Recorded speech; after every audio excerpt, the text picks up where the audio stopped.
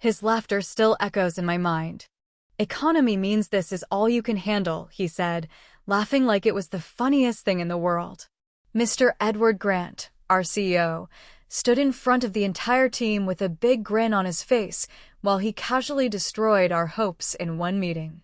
He had just revealed major salary cuts, frozen bonuses, reduced health benefits, and longer working hours with no extra pay. This was only 2 months after we had hit our highest revenue targets in company history. I sat in the third row, my hands trembling in my lap. 12 years. I had given 12 years of my life to this company. Countless weekends, missed family dinners, and holidays spent working because I believed in him and the vision he sold us. In that moment, as his laughter filled the room, I felt my heart shatter. Someone bravely asked Edward, "We've been working so hard." He waved his hand and laughed again. "Exactly. And the economy means this is all you can handle right now. Be grateful. Some companies are firing people. I'm just being realistic." His chuckle made my stomach turn. The room was filled with stunned silence. I looked around at my colleagues, people I had worked beside for years, and saw the same pain and disbelief in their eyes. That night I sat on my balcony staring at the city lights, replaying his words. "This is all you can handle." I felt humiliated, undervalued, and completely broken. But what I didn't know that painful evening was that his mocking laughter and cruel words would spark one of the smartest, most brilliant responses I had ever witnessed from a team. The following weeks were incredibly difficult. The office lost its soul.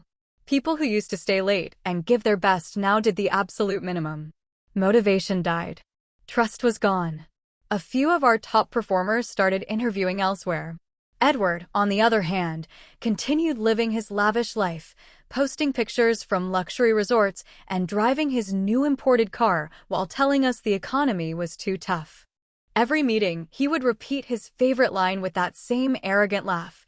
"Economy means this is all you can handle, folks." His words broke something deep inside me. I felt profoundly betrayed by the man I had once admired and defended. One evening, after everyone had left, I stayed back to finish a report.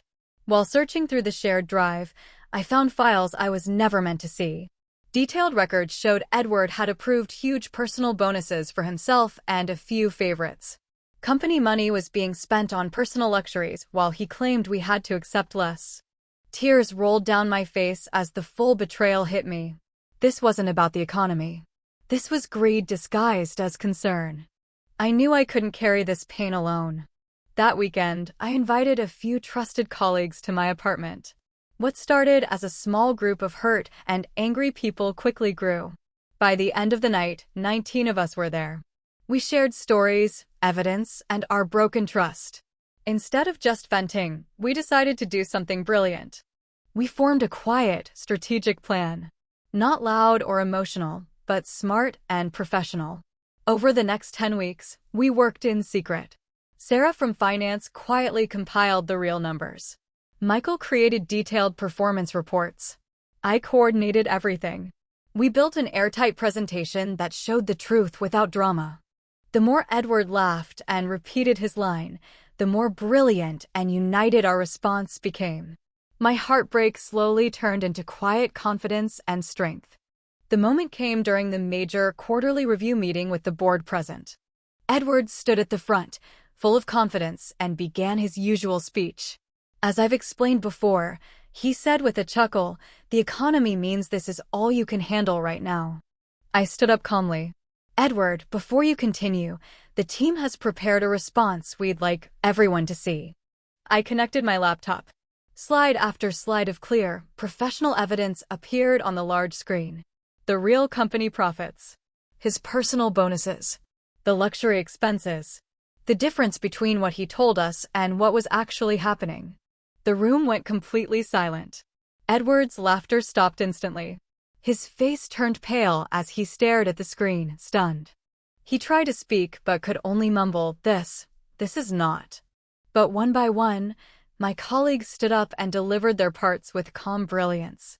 The presentation was so well prepared, so factual, and so respectful that it carried even more power. The board members asked sharp questions. The energy in the room completely shifted. Within days, the board launched a formal investigation. 3 weeks later, Edward Grant was removed as CEO. The unfair cuts were reversed, benefits were restored with back pay, and new leadership promised a culture of fairness and respect. The last time I saw him, he was leaving the building carrying a small box.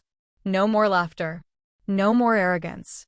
Just a man who had been brilliantly outplayed by the very team he had underestimated. As he walked past me, I looked at him softly and said, "I guess the economy was something you couldn't handle." Today, the company feels renewed. People are motivated again. Respect has returned.